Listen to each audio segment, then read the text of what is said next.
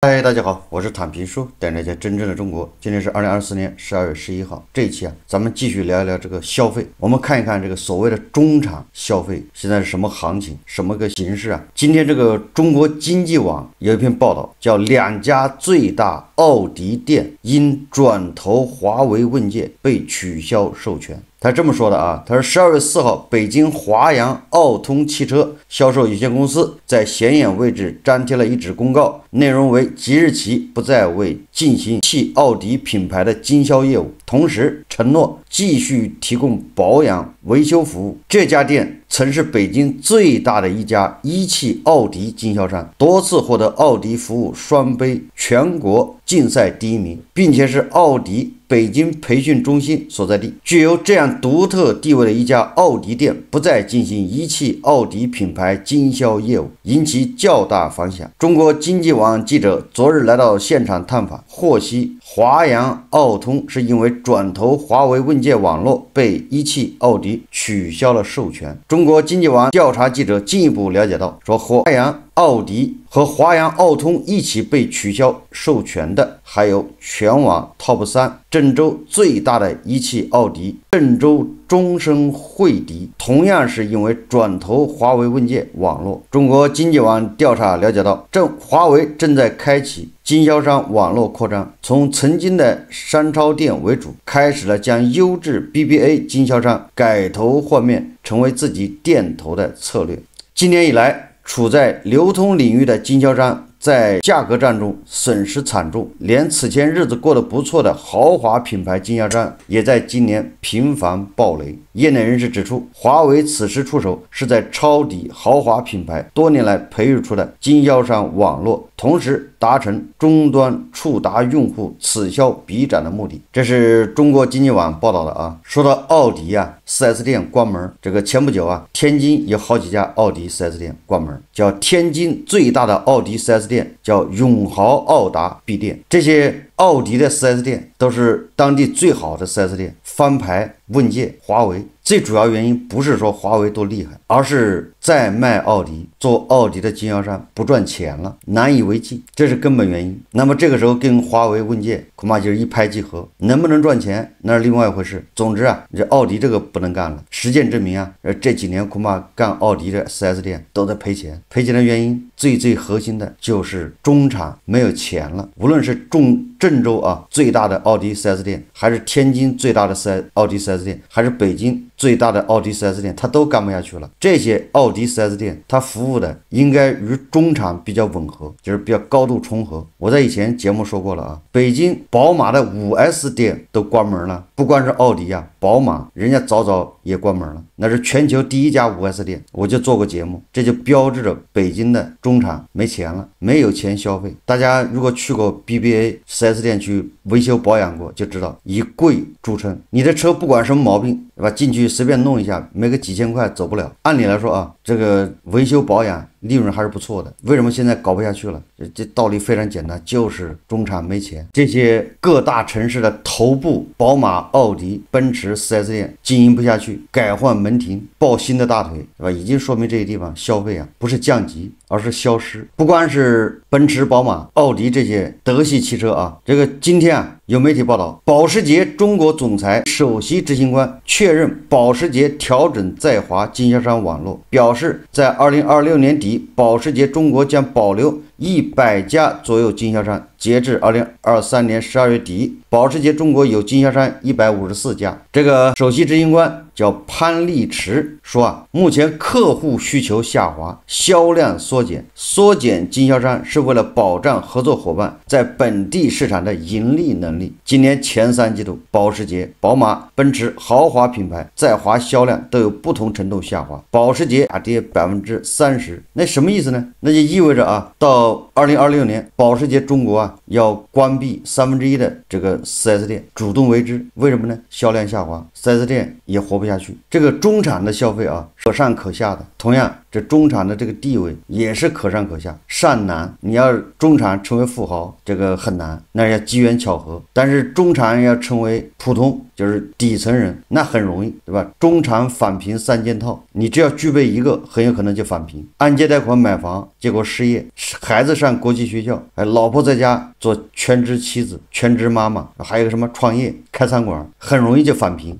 说到餐馆啊，这个餐馆也能反映消费。这个新浪财经啊，9号转发《环球时报》一篇报道，他说日本餐饮业经历10年来最大倒闭潮。你看看，感觉日本又是民不聊生了啊！日本餐饮业经历了10年来最大的倒闭潮，日本人还活得下去啊？经济继续低迷啊！日本每日经济新闻8日报道称，日本餐饮业正在经历10年来最大倒闭潮。你看，《环球时报》它是转每日经济新闻的，日本的啊，所以它也不是自己编的。说2024年1月到9月，日本餐饮店倒闭数量达到了650家，没看错啊，也没听错，是650家，比去年同期增长16.5%。倒闭店铺中，长期备受客户青睐的居酒屋、餐厅最多，一共160家。其次是拉面店、西餐厅、酒吧、夜总会以及日式料理店。仅东京和大阪两地倒闭店铺数量就占到了总数的29.8%。以此推算，2024年全日本餐饮闭店铺数量可能达到870家左右，甚至超过2020年疫情最严重的780家，吓死个人呢！日本居然1月到9月有870家餐厅倒闭。我看有统计啊，日本的餐厅有多少家呢？60万家，居然1月到9月就倒闭了870家。所以日本餐饮业经历10年来最大倒闭潮，就感觉日本又是民不聊生啊，消费低迷啊，要不然餐馆怎么倒了呢？1000家就有1家倒闭的，多吓人！这不知道的还以为日本咋地了呢。环球时报还挺费心的，挺用心的，你知道吧？把这种新闻能翻出来。那我们再看看国内呢，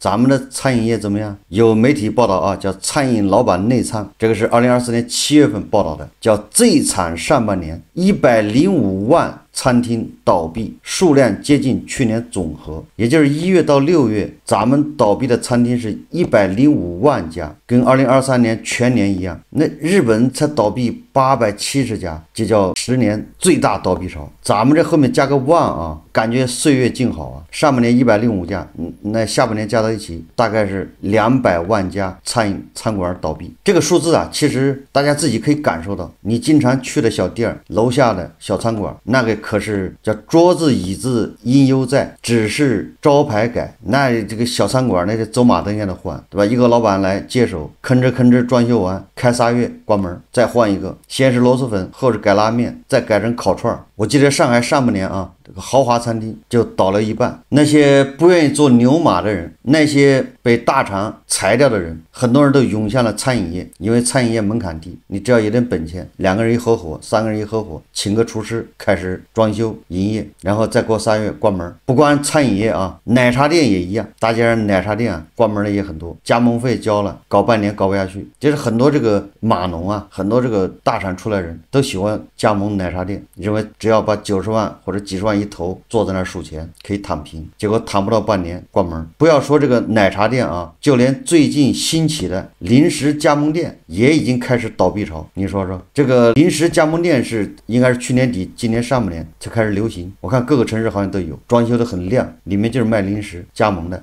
有人投资80万元加盟后，开店仅2个月就关门。目前临时加盟店的寿命正在缩短。2023年加盟商开业8个月后决定关门，到今年缩短了2个月，也就是去年好歹还你加盟之后还能撑8个月再关门，今年是撑2个月就关门，实在撑不下去。这一切都说明消费是断崖式下跌。关于这个餐馆的惨景啊，大家可以看一个视频。今天来看一下关停路的衰落。以前的转让费很恐怖，现在直租却没有人要，很多大牌都已经闭店了。我曾经也在这里排队买过猪蹄。直租还有很多大家熟悉的大牌也在营业中转让。大名鼎鼎的赵一鸣也租了一半给堂上堂。现在的生意就冷清到这种程度了吗？我今天来到了虎门的万达，这个1楼整体也是没有什么人。虎门万达的2楼，你看员工都站出来外面等客人，衣服都很漂亮。再往前走，你看整条街，连夹娃娃都没人了，对不对？现在你们说实体的生意有多难做，是吧？看一下这边，你们看基本上都是没人，再往那边看也是没人。这个是2楼，底下是1楼。来，我们现在上来3楼看一下3楼的是什么样的一个现状。3楼也是这样子，整条街基本上都是这种现状。你说现在的实体有多难？确确实实，现在目前所有的地方的人流量就是这种现状。我也不想唱衰我们的实体，我也希望我们的实体都很好，但是这个就是现在目前的一个现实。3楼都这样子，4楼就不用看了，4楼是饮食。给你们看一下，1楼最漂亮的中庭位置也都是寥寥无几。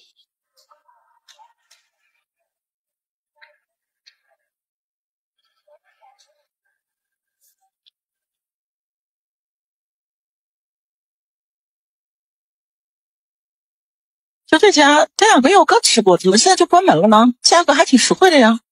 我发现最近我去一些餐厅，有些餐厅譬如说是我上个月去的，这个月再一查，这家餐厅居然是关掉了。然后我有意识的去查了一些数据，截止到现在为止的话，一共有9401家餐厅。然后你去算一个数，哪怕你每天出去吃饭，每天换不同的餐厅，要吃上25年才能把上海的餐厅都吃完。当你在上海游走的时候，你会发现遍地是餐厅。其实餐厅业主日子真的是不好过，反而就没有小时候你出去看到某一个地方的某一个餐厅，你吃过之后更让人回味的感觉会更好。我其实想说的是说，有时候你不能说是现在经济下行啦，或者是消费降级啦，现在大家的生意难做了，而是现在这个行业趋于饱和了，有点吃不过来。我现在是住在靠近天安千树这块区域，就短短几年，仅3公里范围之内的商场开了3、4家不止，有一种应接不暇的。而这一切都指向了北上广深消费降级，都是指向中产消费降级。现在可以说是触目惊心啊！根据这个北京统计局8月份公布的北京市餐饮行业的数据，北京市一定规模以上餐饮业营业利润总额同比下降88.8%，利润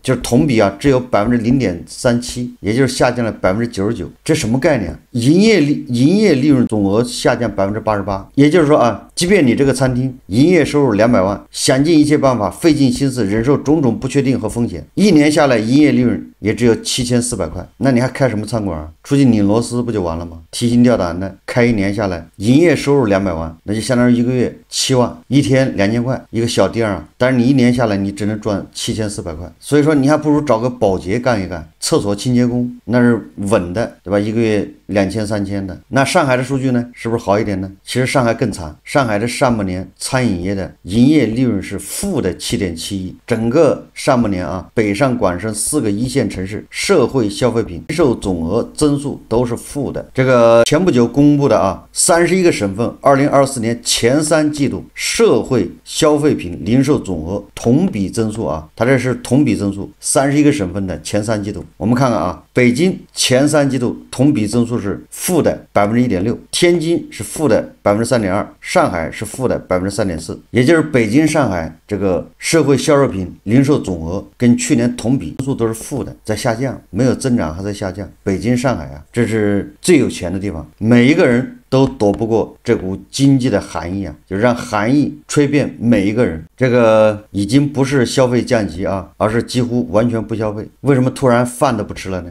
车也不修了。以前中场你说北京、上海这地方，他每周下馆子都下几次，很正常。无论是商务应酬，还是家庭聚会、同学聚会、朋友聚餐，那上餐馆吃饭那是家常便饭。为什么？民以食为天，吃这个都不赚钱了，连往年人们最爱吃的马小龙虾，这个也深受这个城市白领的喜欢呢，连马小都卖不动了，小龙虾的价格也在暴跌。还有阳澄湖的大闸蟹，大家可以去查一查数据，那个阳澄湖的大闸蟹那个价格和销量都是直线下降。为什么？怎么突然就不吃了呢？我记得北京那个簋街那个马小，我以前经常去吃的时候，好像它是按个儿大个小来分，小个的好像10块吧，大个的15一只你去一个人点10个，你5个人吃的话，你要点50只至少2大盆，你就是小龙虾的这750块，你加上其他的菜和酒，现在卖不动了，你降价也没人吃了，这不是降价的事啊，你降价人也不吃，就是不吃了。这就是为什么北京的餐饮它利润下滑那么厉害，都不赚钱呢？这个你开过店的都懂，因为你的房租、人工那都是死的，就是你的固定开支死在那儿。完了，工商税务，但是你的营业额在下降，已经到了盈亏平衡点，对吧？营业额还在下降，你就要亏钱；营业额再下降，你就得把员工要裁掉，对吧？本来10个员工，现在只要5个了。